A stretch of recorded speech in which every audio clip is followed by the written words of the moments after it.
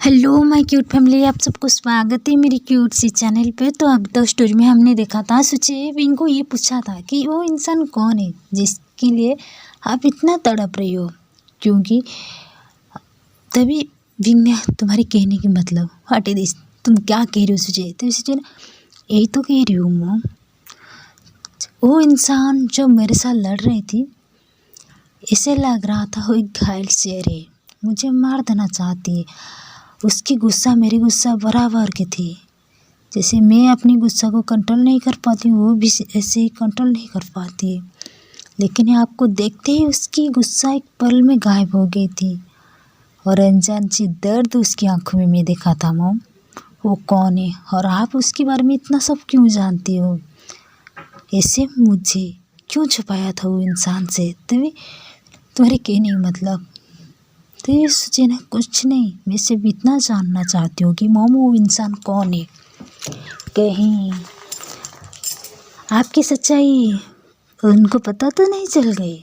अंदर ही अंदर आप उनके साथ कोई नाजायज रिश्ता तो नहीं रखा था जिसकी वजह से आपको इतनी डर लग रहा है? तभी सोचिए कि बात सुन के विंग ना चिल्ला तो ही सोचिए कि फिर हाथ उठा दिया था, जो कि जोर से चिल्लाई थी। सोचिए एक ही तो ही सोचिए का हाथ उठा दिया था, तो सोचिए अपनी आँख बंद कर लिया था उनका।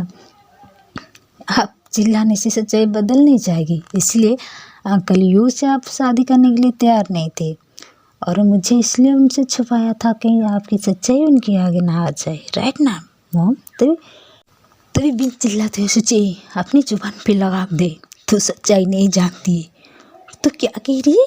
तभी सोचिए ना, यही तो कहना चाहती हूँ मॉम, पूछ रही हूँ कि सच्चाई बताओ, ऐसे क्या सच्चाई आप आपके अंदर छुपा के रखी हो? तभी पिंग ना बिल्कुल टूट गई थी। पिंग सोचे कि इस तरह से बात से पिंग अंदर ही अंदर टूट रही थी और पिंग वहाँ से आ गई थी। तो सोचे चिल्लाती हुई, कहाँ जा रही हो मॉम?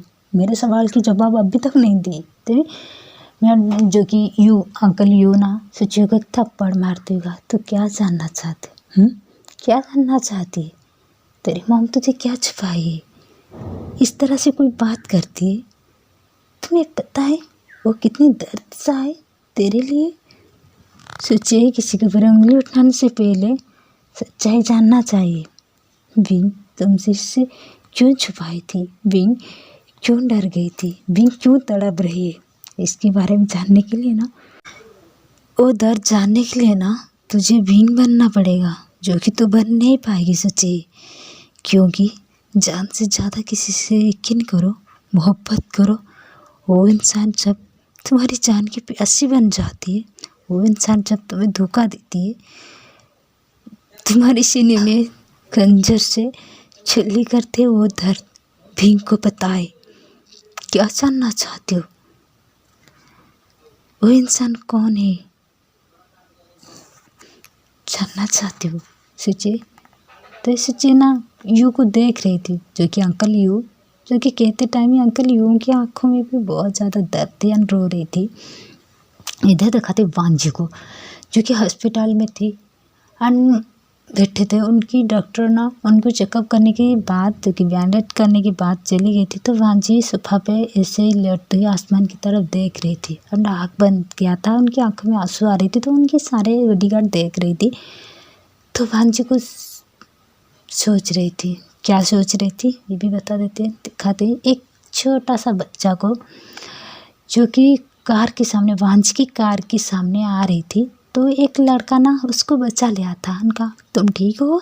तो लड़का ने कहा मैं ठीक हूँ अंकल। और लड़का ना स्माइल करते कहा लेकिन थोड़ी सी चोट तो आई है तुम्हें, ये कहती। और वो लड़का को अपनी गोद में ले लिया था, छोटे से बच्चे को, एंड साइड में लेके उनकी बैंडेज की एंड उनके मोम के ऊपर चिल्लाते हुए कहा, इनकी ख्याल रखना चाहिए ना, बच्चे को लेके आ रही हो तो ख्याल रखो। तभी वो लड़की ने कहा थैंक यू डॉक्टर विंग, आप बहुत अच्छी हो। तभी विंग स्माइल करती है, अभी तो कोई शादी के लिए प्रपोज नहीं की। तो वो लड़की ना स्माइल करती कहा तभी वो छोटा सा बच्चा ने कहा लेकिन डॉक्टर विंग आप तो इतना हैंडसम हो, आपकी लवर भी बहुत हैंडसम होगी। तो विंग स्माइल करती है, ओ रियली? तो विंग को कोई देख रही थी। तो दिखाते वहीं से कहानी शिफ्ट होती है। कुछ दिन के बाद बिंग को दिखाते जो कि बच्चे के साथ नदी के पास खेल रही थी, क्योंकि बिंग कुछ बच्चे को अपने साथ रखते हैं, जैसे अनाथ है, किसी की कोई नहीं होती है तो बिंग उनके साथ टाइम स्पेंड करती है, उनकी ख्याल रखते है। तो नदी के पास जब खेल रही थी तो बिंग गिरने वाली थी, क्योंकि बिंग के पैर में थोड़ी सी बोझ आ गई थी और बिंग उठने के टाइम गिरने वाली थी। तो बिंग को कोई पकड़ लिया था और पकड़ तो वही देख रही थी और बिंग भी उनको देख रही थी। तभी वो लड़का कह रही थी, डॉक्टर हो, अपनी भी ख्याल रखो, आपको कुछ हो जाएगी तो बच्चे लेके क्या होगी। तभी ना मैं संभाल लूँगी अपने आप को, ये कहते बिंग वहाँ से चली गई थी, क्योंकि बिंग ज़्यादा नोटिस नहीं किया था, लेकिन वो लड़का बिंग को सिर्फ देख रही थी। एक दिन बिंग हॉस्पिटल में थी तो एक सर्जरी में, तो सर्जरी सक्सेस हो गई थी तो बिंग बहुत खुश थी, क्योंकि एक बच्चा का था और बिंग बच्चे के लिए बहुत, छोटे बच्चों को ना बहुत पसंद करती थी। तभी दिखाते एक लड़का को जो कि खून में लथपथ आई थी, खुद चल के उनके पीछे उनकी कुछ दोस्त थी और बिंग को देख बोल सकी डॉक्टर को, डॉक्टर बिंग जब सर्जरी करके आ रही थी तो वो पेशेंट के ऊपर उसकी नज़र गई तो बिंग चिल्लाई थी उनकी नर्स को। तो सिस्टर भी आ गई थी तो बिंग उनकी ट्रीटमेंट कर रही थी, जो कि बैठा के उनकी जो खून थी फेस में और सब क्लीन की, और वो लड़का ना से बिंग को देख रही थी। तभी बिंग ने कहा, मैं 2 बार तुम्हें ट्रीटमेंट किया हूँ, तुम 2 बार तक आती हो ऐसे ही घायल होके, तुम्हारी क्या और कोई काम नहीं, हर टाइम ऐसे ही चोट पहुँचा के आ जाती हो। तभी वो लड़का ने कहा, क्योंकि आपको देखने के लिए जब दिल होती है ना, लड़ाई करना पड़ता है।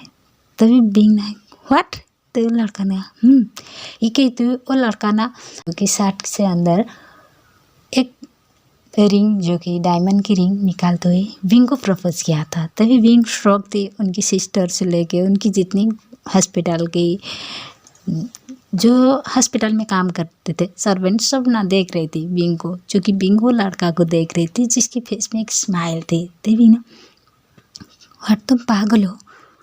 तभी वो लड़का कह रही थी,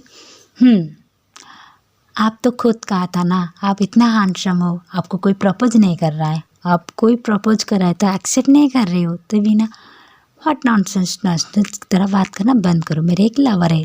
तब वो लड़का कह रही थी कि पहले बताओ तुम्हारा लवर कौन है, क्योंकि मुझे उससे इजाज़त लेना है तुमसे डेटिंग करने के लिए। तभी ना, क्या पागल हो तुम। तो लड़का ने आपके प्यार में। तो ये सब ना सारे सिस्टर देख के स्माइल करती हैं, डॉक्टर बिंग और कितना बहाना करोगे, ऐसे भी इतना हैंडसम बॉयफ्रेंड किसको मिलती है, एक्सेप्ट कर लो। तभी ना स्टॉप इट, बंद करो, मुझे मेरे बच्चे के साथ रहना है, क्या तुम इजाज़त दोगे। तभी और लड़का ने कहा, जो चाहे कर सकती हो, तुम्हारी मर्जी, लेकिन सिर्फ प्यार मुझसे कर सकती हो। तभी स्माइल करती है, तुम पागल हो। तो नहीं, लेकिन हाँ तुम्हारे प्यार में।